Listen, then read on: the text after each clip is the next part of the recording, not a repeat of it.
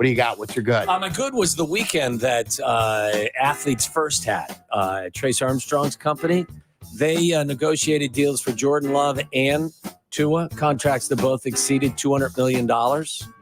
I saw also that you you fulfilled your obligation to Tyler because of the Jordan Love contract signing. Yeah. And I thought that was good as well. So good for everybody. A lot of people made a lot of money this weekend. You got to be a quick pay guy. If you lose a bet, and I didn't think I would lose that bet. What was the actual, the specific bet that it would? We discovered it on Friday. It was $53 million at annual average salary that I did not think he would make more than Goff's salary because of the going rate. I didn't think that after 10 games, the Packers would just cave and just say, here you go, you're next in line. We're just going to throw at you $55 million in guaranteed money every year for the rest of your contract, however long we're signing you. And they did do that. And Tyler won. So congratulations to Tyler. And we bet a bottle, like a bottle of wine for me or a bottle of, what was it? Whiskey. Yeah. So I just gave you $100 at Benny's. Well, that's very generous because you can get a nice bottle of whiskey, probably half of that. You gave him 2 bottles. Yeah, I thought that was fair. Yeah, more than fair. More than fair. Good win there, Tyler. Thank you. This is from Austin Karp. Austin Karp covers sports business for the Sports Business Journal, including ratings. How about this? Yesterday's Team USA basketball game against Serbia, almost 11 million viewers, 10.9 million viewers. Remember, middle of the day on a Sunday in the summer. Do you know what that's better than? It's better than Game 4 of the Celtics against the Mavericks in the NBA Finals. It's better than the final round of the Masters. It's better than the ratings at the Golden Globes. And it's better than the rating of Game 7 of the Stanley Cup final between the Panthers and the Oilers. So, a touch surprising. People care about Team USA basketball. Again, almost 11 million, and that was all the things. That's a good rating, and all those things better than those things that I laid out. What's the old saying? Great minds think alike. I was simpatico with you there, Wads. I was thinking quarterback as well for my good, particularly Jordan Love, as Silvy said, getting paid after just 10 good games in the NFL. It is good to be capable of competent quarterback play because I'm looking right now at a list of the highest paid quarterbacks per AAV, and the top 10, not a Super Bowl win amongst them.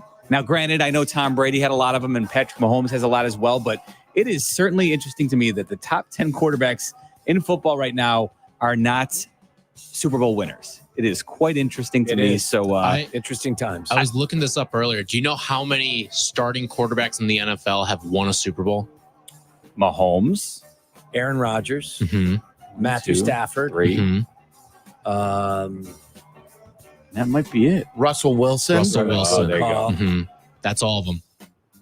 Like Joe Flacco's still in the league, but he's not a starter.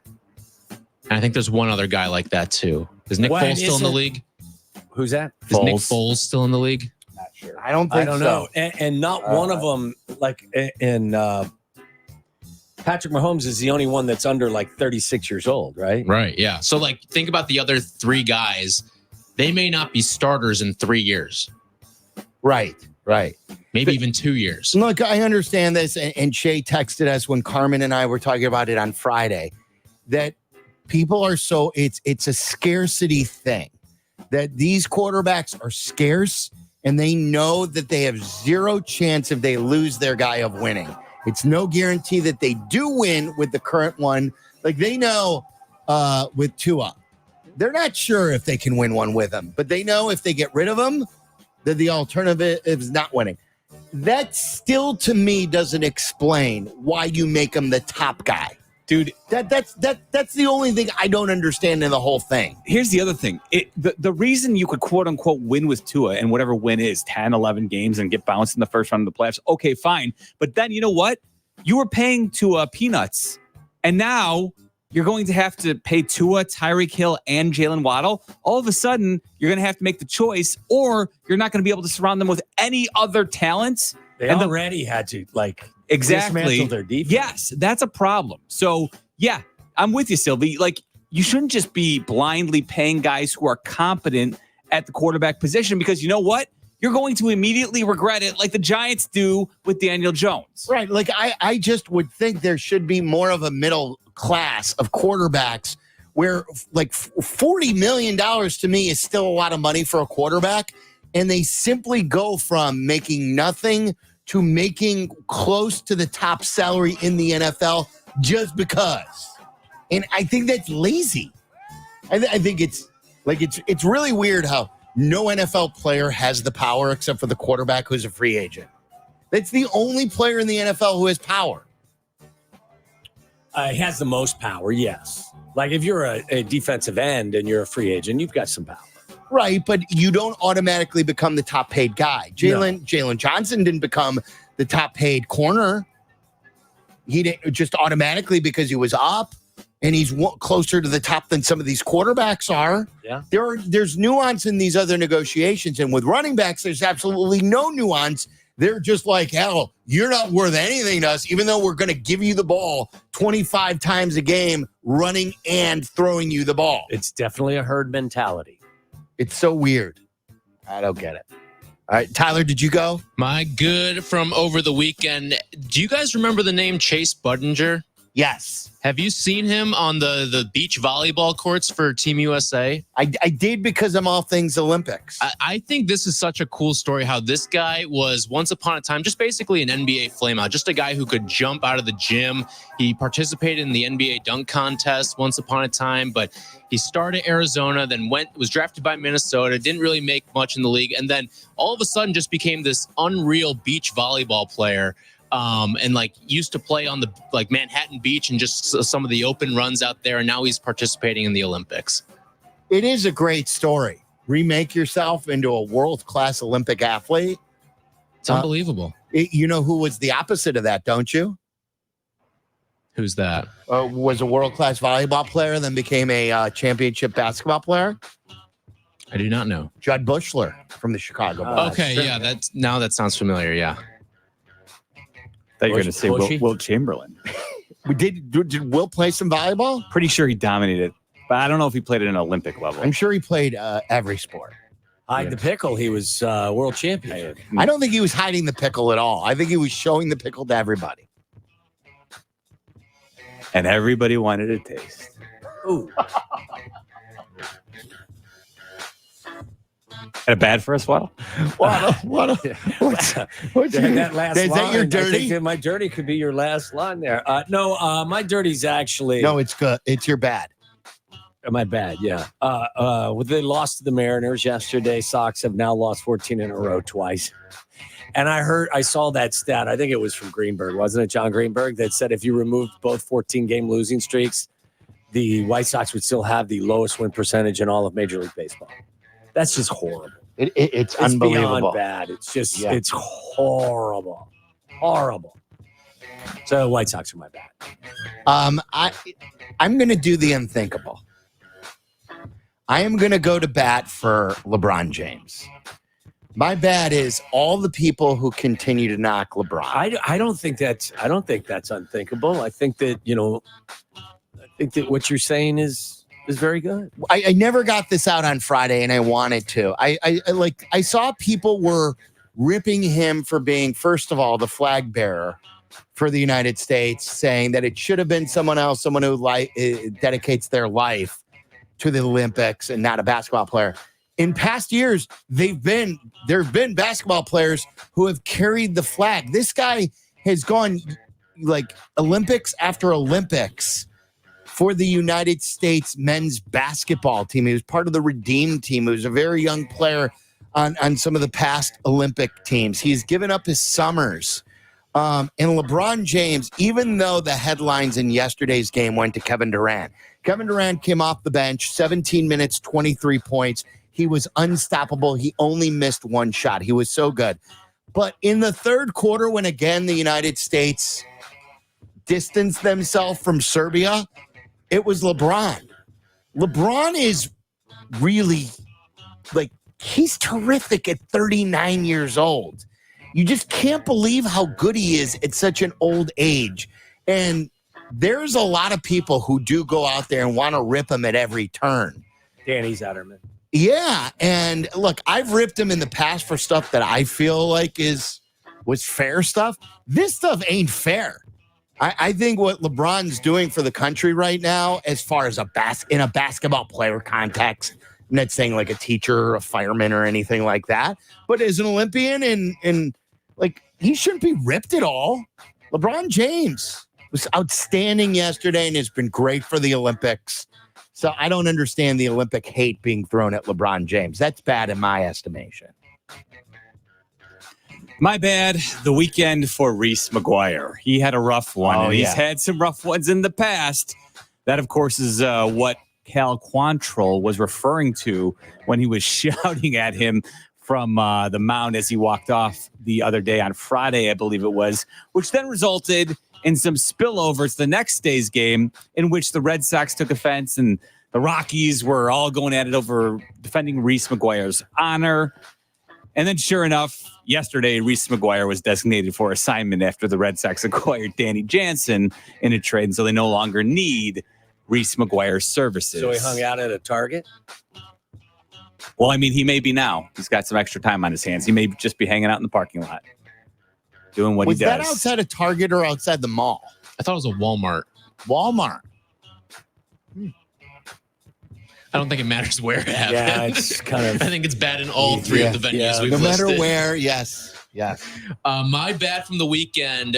During the fourth inning of the Cubs-Royals game yesterday, Freddie Fermin hit a home run to left field that was headed for the foul pole, but a Cubs fan reached over and grabbed the ball before it could hit the pole. Well, a couple weeks ago, the Royals instituted a promotion where if a home run hits the foul pole, everyone in the stadium gets a free Chick-fil-A sandwich. Wow. No Chick-fil-A for anybody because of this Cubs fan. That is a bad move by you, sir. You should not be reaching over to grab a ball. And like they that. kicked him out.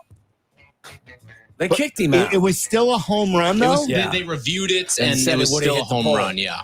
But he didn't reach over. So how He reached in front of the pole. Right, but what he should have been grounds? kicked Yeah, out. what grounds do you have for kicking him out? Don't know. They kicked him out. He was with his son, too, wasn't he? I believe so, yeah. Yeah, he kicked him out. Would he have been kicked out if he was a Royals fan? I don't know. But it was not. I thought it was dirty pool. Anyone he messing didn't with reach some down in front of it. Anyone messing with some chicken should be kicked out. So you think he was kicked out because he messed with the Chick-fil-A promotion? No, he helped out Chick-fil-A. He Right. helped him out big time. It didn't hit the foul. Didn't hit pole. the pole. Yeah, but there's probably insurance on that, isn't there? Sure. I don't know why they would kick him out. I need a statement from the Royals. You want to know what my dirty is? Yeah. It is the Wilderness Homeowners Association in Colorado because they tried to shut down a children's lemonade stand by calling the sheriff's office. Oh, that stinks. They were complaining about the children running an illegal lemonade stand. Callers said the kids were blocking the road. However, when deputies arrived, they found that the children were not blocking the road. They did ask them to move back. That didn't really matter.